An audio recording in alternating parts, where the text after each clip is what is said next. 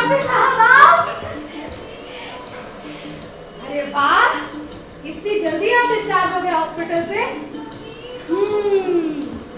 अब आप बिल्कुल ठीक ठाक लग रहे हैं। अरे मैं बीमार ही कब था जो ठीक ठाक लगूं? हाँ, लेकिन हाँ वहाँ मैंने आराम बहुत किया।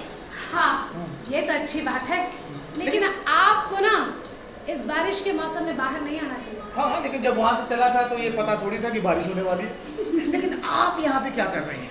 अरे कुछ नहीं, सब सैनिटोरियम में बैठ के टीवी देख रहे हैं ना। आपको तो पता है मुझे टीवी देखना बिल्कुल पसंद नहीं। वही तू मैं सास बहू की कहानी घर घर की, कौन बनेगा करोड़पति। छोड़ो, मैं इसीलिए आ गई समुंदर के किनारे, समुंदर का संगीत सुनने के लिए। समंदर के किनारे समंदर का संगीत सुनने? क्यों? क्योंकि मुझे पता था आज डॉक्टर सरदार सिंह बुल्लर ठीक होकर यही आएंगे। वो तो ठीक है, लेकिन इतनी रात में यहाँ पे आपको अकेले नहीं रहना चाहिए इस उम्र में भी। अच्छा, ओफो, फिर से यही उम्र। अरे डॉक्टर साहब, उम्र का कभी तो पूछ छोड़ दीजिए। हाँ, एक बात कहती हूँ, किसी समझदार इंसान ने कही है, अर्ज है तो फरमाऊं? हाँ बोलिए। हाँ, तो उसने कहा है कि जिंदगी होती है बोरिंग, हाँ, लेकिन बुढ़ापा भी होता है बोरिंग। जिंदगी होती है लंबी, और लंबी जिंदगी जीने के लिए बूढ़ा होना पड़ता है रे। लेकिन लंबी जिंदगी में कुछ नहीं रखा हुआ। जिंदगी ना दिलचस्प होनी चाहिए, मुझे तो ये लगता है। अच्छा, तो ये बताइए, हाल फिलहाल आपकी जिंदगी में क्या दिलचस्प हुआ है? बहुत कुछ हुआ। मैं तो रात दिन आपके हाथ के बनाए खाने के सपने देखता रहा। सच्ची? अरे ये तो कुछ भी नहीं, आप मेरे हाथ का पालक का सूप पिएंगे ना, तब तो देखिए सपने देखते ही जाएंगे, वो भी अकेले। अकेले क्यों? क्योंकि मैं तो यहाँ से जाने वाली हूँ बहुत जल्द, कलकत्ता या गुवाहाटी। कितना कुछ है करने को यार, उससे भी मिलना है, यहाँ वहाँ जाऊंगी, ये भी करूंगी, घर को रंग रोगन भी करवाना है, तकिया बिस्तर बिछौने सब कुछ चेंज कर दूंगी, गार्डनिंग में गेंदे के फूल, घर तो घर होता है, चाहे कुछ भी हो जाए, किसी का भी हो। आपका घर सजा दूं क्या? नहीं, इसमें आपने देरी कर दी। वो तो अभी भी मैंने सजाया है, संवारा है, सब कुछ बदल दिया, अपने घर के फर्नीचर सब कुछ। आपको मालूम है ना, मेरे दामाद और बेटी आने वाले हैं। हाँ, कभी भी आ सकते हैं। हाँ। लेकिन वो कब आएंगे वो दिन याद नहीं आ रहा है। मेरी भी कुछ ऐसी ही उलझन है, आपकी जितनी तो सीरियस नहीं है, लेकिन है कुछ ऐसी ही।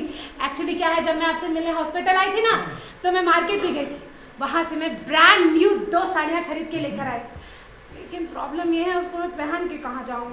अरे तो ऐसा कीजिए ना, कलकत्ता बेंगलोर जाती रहती है, हाँ वहाँ किसी फिल्म की पार्टी में पहन लीजिएगा। नहीं, तो ऐसा कीजिए, हमारी सैनिटोरियम की पार्टी में पहन लीजिए। वहाँ? नहीं बाबा नहीं, बिल्कुल भी नहीं, वहाँ तो सबके सब घूरेंगे।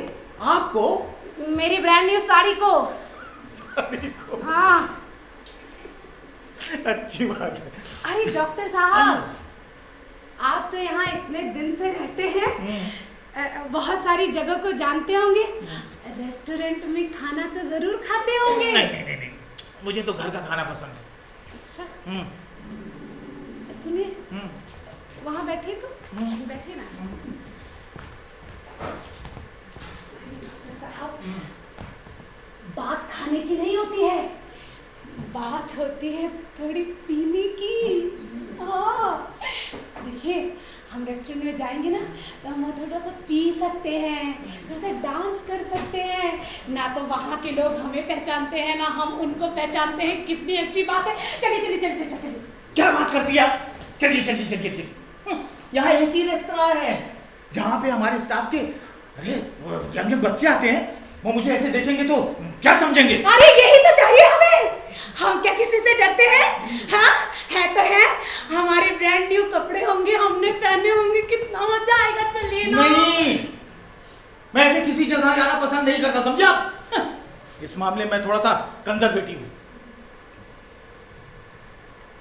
अरे डॉक्टर साहब, एक ही तो छोटी सी जिंदगी है। मानती हूँ आप फौजी हैं, बहुत स्ट्रिक्ट है, डिसिप्लिन है, लेकिन कभी कभार ना मन मर्जी करनी चाहिए। जो मन में नहीं होता उसे मन में लाइए और खुल की जिंदगी जिए। एक बात बताइए। हाँ, आप एक्ट्रेस है ना? बिल्कुल। बहुत सारे नाटकों में अभिनय किया है ना? हाँ।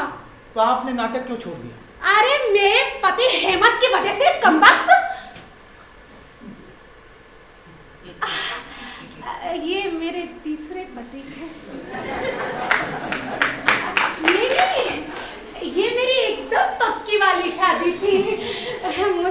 बहुत प्यार करते थे। अरे पता है, हम तो शहर शहर घूम करके जाकर नाटक करते थे, बड़ा मजा आता था। लेकिन मैं आपसे सीरियसली कह दूं, ये नाटक और गृहस्थी तो एक साथ चल ही नहीं सकती।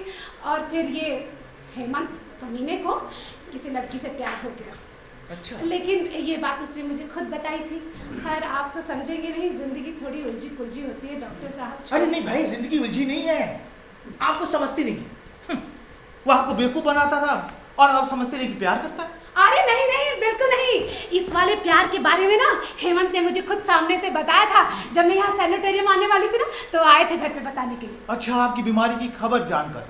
नहीं, हाँ। मुझे नहीं, बीमारी की खबर मैं किसी को नहीं समझा। अच्छा, फिर? और नहीं तो क्या, एक्चुअली क्या है कि हेमंत को ना कुछ पैसों की ज़रूरत थी। बेचारे बहुत शर्मीले हैं, वो बाहर कभी किसी से पैसे उधार नहीं लेते।